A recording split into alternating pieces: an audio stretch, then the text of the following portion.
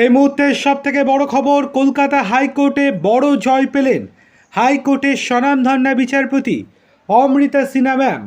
কলকাতা হাইকোর্টের বিচারপতি অমৃতা সিনহার বিচার্য বিষয় বদলের আবেদনে এই মুহূর্তে কোনো হস্তক্ষেপ করল না বিচারপতি কৌশিক চন্দ্রের ডিভিশন বেঞ্চ। মামলা ফেরত পাঠানো হয়েছে প্রধান বিচারপতির কাছে এবং প্রধান বিচারপতির কাছে জানানো হয়েছে এই নিয়ে তিনি কোনো হস্তক্ষেপ করবেন না তার বেঞ্চ। আগামী 10ই জুন থেকে পুলিশি নিষ্ক্রিয়তার মামলা শোনার কথা বিচারপতি অমৃতা সিনহার। প্রধান বিচারপতির সেই প্রশাসনিক নির্দেশকে চ্যালেঞ্জ করে দায়ের করা হয় মামলা তৃণমূলের তরফ থেকে। সেই মামলার নির্দেশে সম্প্রতি হাইকোর্টের বিচারপতিদের বিচার্য বিষয়ে বড়সড় পরিবর্তন আনে হাইকোর্ট প্রশাসন।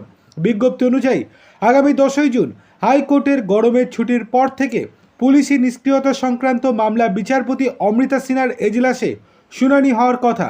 এতদিন এই সংক্রান্ত মামলা শুনছিলেন বিচারপতি জয় সেনগুপ্ত।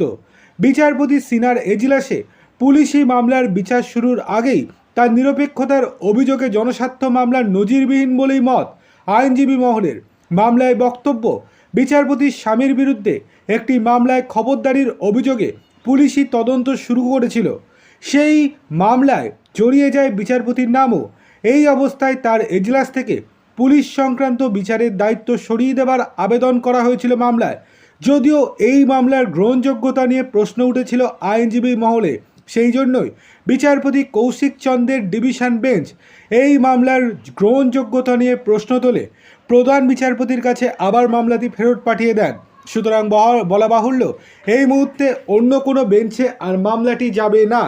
আগামী 10ই জুন থেকে এই পুলিশি নিষ্ক্রিয়তা সংক্রান্ত সমস্ত মামলায় শুনবেন বিচারপতি অমৃতা সিনহা ম্যাম।